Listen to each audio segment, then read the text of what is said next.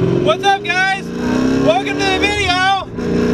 It's Camaro time! I'm feeling more American already. I'm wearing a red, white, and blue shirt and everything. It's so cool. What's going on, guys? Welcome to the video. Welcome to easily the most requested car we have on the channel right now, because this kind of rounds out the big three. We've got my 2016 Mustang GT. I've done a 2016 Scat Pack, and now it's time for the third contender, I guess if you want to call it that. And probably, I don't want to make it the best, but I really like this car. 2016 Camaro. This is a 1SS base car, so if you want to compare Mustang and Camaro, my car and this car are pretty much identical as far as what you get. You get a little bit more in the Camaro. We'll get into that later, but we're just comparing baseline Mustang to baseline Camaro. This is the car we're driving. So first off, big thanks to my buddy Zach. He actually was just nice enough to just give me his car. So Zach, thank you for letting me drive your car, sir. And let's get into this little review. All right, guys, so first thing first, 2016 Camaro. The interior of this car is what is already winning me over, just due to the fact that the sheer niceness. I mean, I know it's just, Chevys have always been a little more expensive, and you can kind of feel it in their quality. And unfortunately for the Mustang, that kind of directly correlates with the Camaro. You know, base interior versus base interior, this is a lot nicer. You know, you get a very nice leather wrap steering wheel, perforated leather, you know, a flat bottom wheel. You guys know how I feel about those. And just everything about this car has just a weird cockpity feel to it. And it's not weird, it's, you know, really cool. You feel like everything is kind of angled towards you, the radio is angled towards you.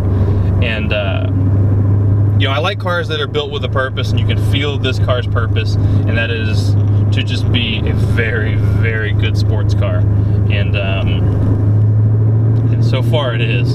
You know, the big thing I love looking straight ahead at me is these gauges. I mean, the analog gauges are, you know, whatever, but you do get a very, very nice center screen in between the tach and the speedometer, and you have all kinds of modes you can flip through on there and different gauges you can read, and that's just really cool to have. It's, you know, you wouldn't expect a big base car like this to have this big screen, and I like how they molded the screen kind of to fit. It's not just like a little square screen in there. The screen matches the shape of the other gauges, so that's really kind of cool to see. You know, center of the car is actually really cool too. You get another big screen. I like the big screen. That's one of my biggest gripes in my car is, you know, that it has that itty bitty little tiny screen that you don't get standard in a Camaro. The Camaro comes with the larger stereo system to play with, and it's cool how, you know, Chevy's designed everything. It's like they put some thought into it, and they wanted to, you know, make it a little James Bondy, a little bit cool. You know, I love, one of my favorite things has got to be the AC vents and how you turn the AC vent itself in order to, you know, adjust the temperature and the fan speed. I think that's cool. You know, the shifter fits really well in your hand. The only thing that I don't like, and this isn't really a Camaro issue, this is a Dane issue, I think. I don't like an electric parking brake. It works fine. We've never had a problem with it. You know, Zach's never had a problem with it. I don't trust it. I mean, I like having just, you know, a regular old handbrake that I know is when I pull it up, blocks the rear, and then I'm good to go. So that's the only thing I'm a little iffy on. So I mean, driving position in here feels, it's really, really good. I mean, you sit real low in this car, you have the steering wheel right in front of your face, and you know, again, the steering wheel, raving about that again. You have these nice deep 9-3 grips, big 10 and 2 notches, and it's a small steering wheel. It's not just this big, you know, you don't feel like you're driving a boat with this thing. It's a very small steering wheel. I mean, kind of everything about this car feels very agile. I mean, obviously it is a lot lighter, you know, kind of comparing this to the 5th gen ZL1 I drove as far as, you know, the handling goes. It feels lighter, it feels wider, it just feels like a lot more out of the box capable car. I could see, you know, why this 6th gen, you know, ZL1 1LE is that good, because even just the base SS just has a really good feel to it.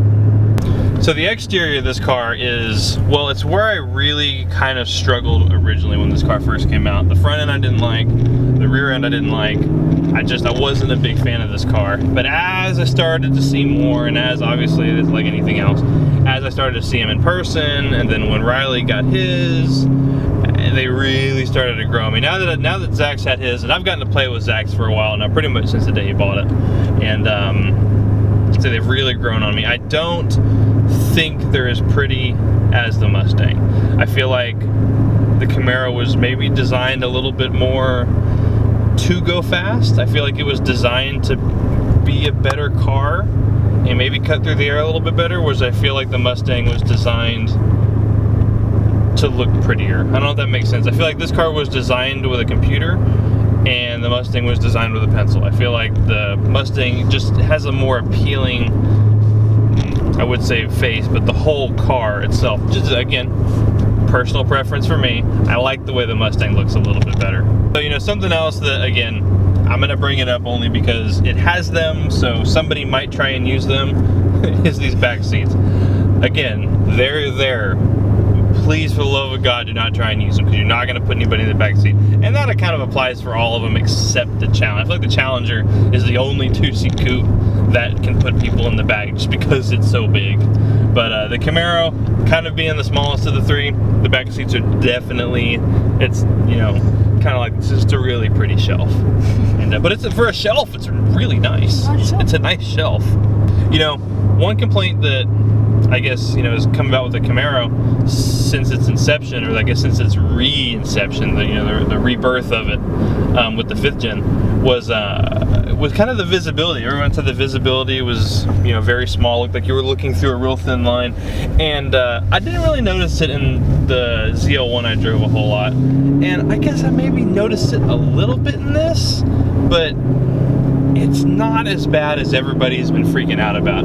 I haven't, you know, I mean, I've been driving this car for, you know, probably about half an hour now, and I haven't been, you know, irritated by it. I haven't been looking around going, oh, I can't see anything. I mean, not a whole lot else to say. It's fine. I mean, obviously people are going to have different preferences, but for me, it's fine. So, exhaust setup on this car. Texas Speed long tube headers. I couldn't begin to tell you what form of mid-pipe. Probably none. It probably just dumps after the headers, but not really. Some form of mid-pipe, and then I think it's a MagnaFlow race series or competition series, or one of the two, out the back. So it's what's the word?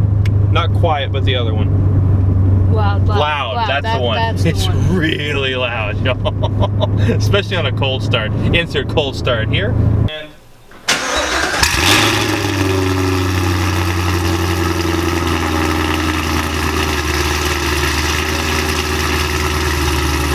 And then insert the rest of the exhaust clip here.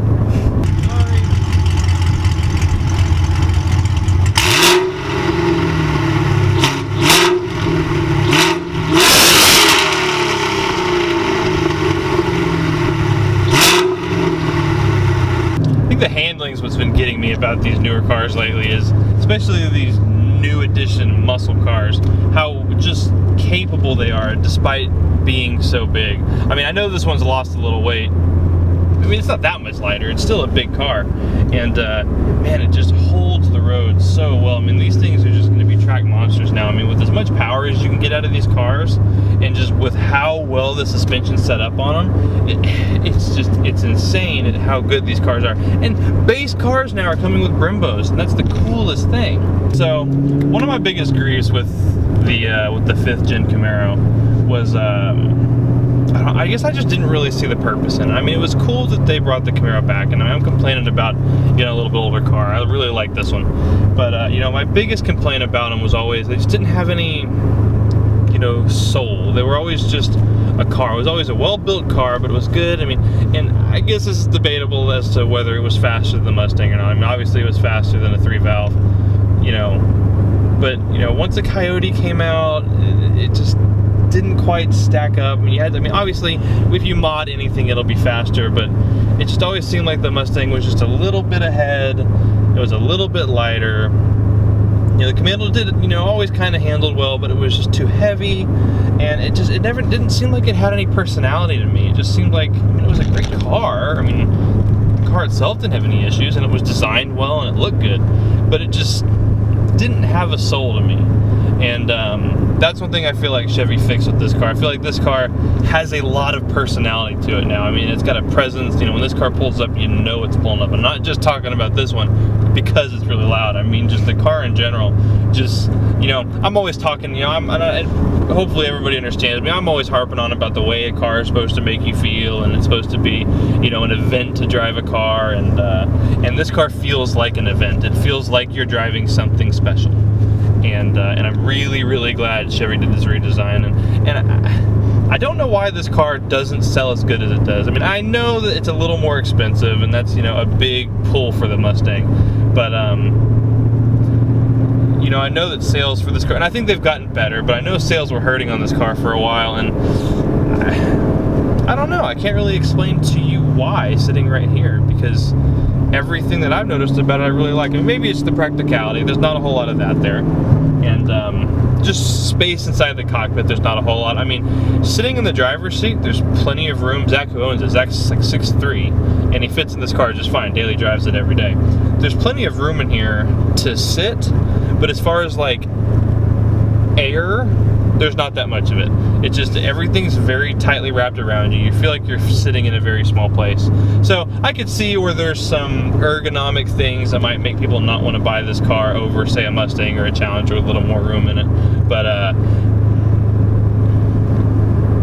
if you're not worried about that, then I hate saying it, but you should get the Camaro, because for what I've seen so far, it's better. So while we're talking noises, let's suppose we should talk about power, because this thing is a current-fed monster. So 6.2 LT1 stock, you were dealing with 455 horsepower. Now we're putting down about 480 to the wheels. So like I said, Texas speed headers, again, mid-pipe, full exhaust system, Pleasant E85 tuned, and I like me some corn.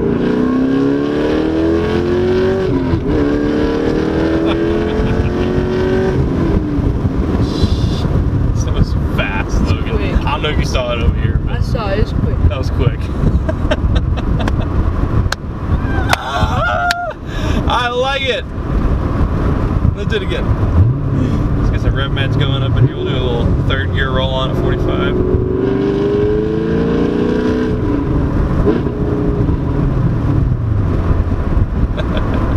You know, and for anybody that wants to knock this rev match downshifting thing, and everybody's like, oh, well, you could just do it yourself and it's better. You know what? You could also roll the window down yourself too. But you don't want to, do you? It's just nice to have it. It's cool to just not even think about it and let the car do the work. Come on. You know, the power that this car makes is perfect for the way the car's set up right now, with stock wheels and stock everything. Woo-hoo-hoo! Hey, Grumbly. It just, everything's kind of set up perfectly on this car. I wouldn't add any more power to this car right now. The way it sits, it kind of just, well, one, it feels like it's supposed to have this much power, and it feels like it came with it from the factory. I mean, it handles it so well. I mean, we'll do a first gear pull here. Might spin, but let's see here. And, alright, so it spins a little. I love the way it sounds. Flailing like a little girl and everything. Look at these. What do you think? I like it. It's quick. It's quick. And it's mean, and snarls, and it pops. Oh, boom.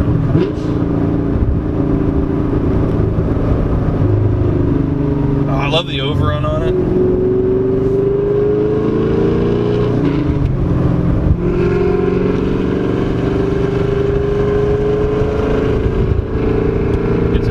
By the wall here.